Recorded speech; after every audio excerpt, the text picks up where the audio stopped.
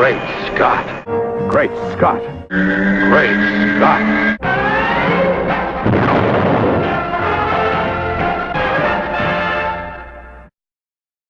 Hello everyone, and welcome again to Great Scott. I'm Scotty V. It's good to see you. Today I wanted to talk a little bit about online MMOs, and in particular, the ones that go F2P, meaning free to play. And this applies to Superman in that I am talking about DC Universe Online. Now, many of you already know that I was an early proponent and an early customer, very excited about DCUO. I went to the Comic-Con in 2008 or 9, or I guess it had to have been 9 or something, where I played an early version, a Doomsday scenario in DCUO, and it got me even more excited. I was excited before that. I love the idea of making your own character, of running around with superpowers, and of interacting with the entire DC universe. I did not have a problem with paying $59.99 to buy the game. I knew what it was going to be.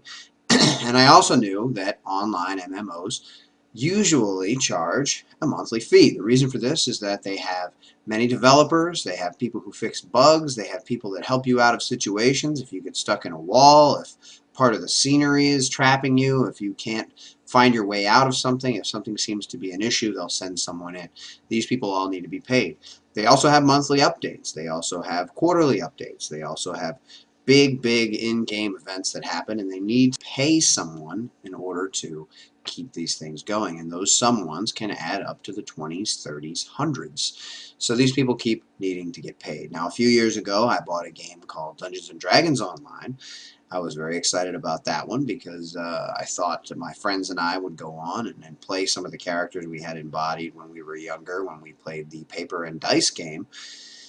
So yes, I continue to show my nerdism. But when I bought the game, not long after it went free to play, everyone and their mother could go on and download what I had paid money for, and that kind of annoyed me.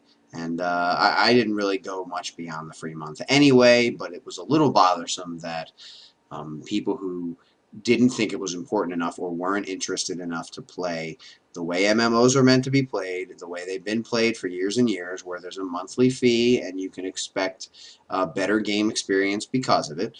Whereas if you buy something like Red Dead Redemption, it ends. When it ends, it's done. You know, you paid your $60 and you play it and you get a lot of enjoyment out of it, and when it's over, it's finished. So you don't expect to pay an extra price.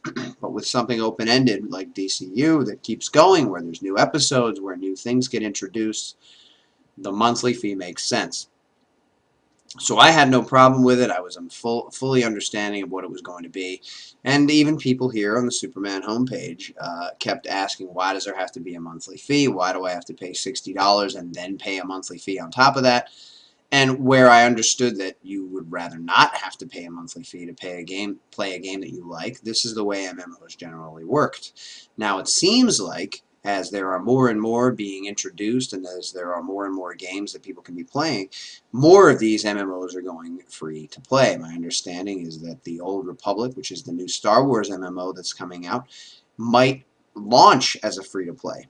In which case, I would be completely understanding of people playing freely.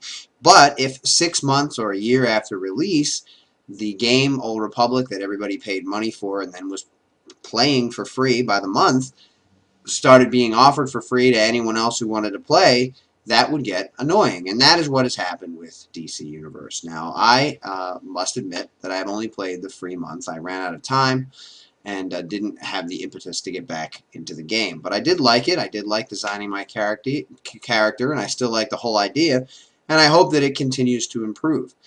I don't know that I'm going to go back. I'm a little miffed at the developers because it seems to me that for anyone who was excited about it, thought the possibilities were great, and wanted to get into the game, they went out and bought it November last year when it came out, paid their hard-earned money, and started playing.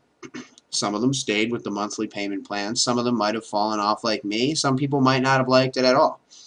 But all of them, in my opinion, got a little ripped off in that they have had to pay the $60 now. Is $60 the end of the world? Is that going to destroy anyone's finances? No, but it's just the principle of the thing. We paid $60, and now anybody who wasn't excited enough to go out and get it right away can now just go online, download it for free, and play it for free. And I think that this is unfair to the people who bought it. And I also think that it slights them in a way. It's telling them, well, we don't really care that much about the fact that you were excited about a project we were working on, because now we're going to give it for free to everybody else, and you don't get anything additional for paying your $60. This has happened to me with DDO. It happened here. If Star Trek Online is still in existence, I'm sure that it happened there too. None of them were exciting enough to keep my interest to have me going on a paying basis. But I also am limited on my time. I would have liked to get back into the game eventually, and I guess now I can do it for free, but that really was never my point. So that's just what I wanted to say about DCUO. I'm unhappy about the current situation, as unhappy as I know many of you are happy that you now get to play because it's free. Thanks for watching, everybody. My name is Scotty V, and remember, always look up in the sky.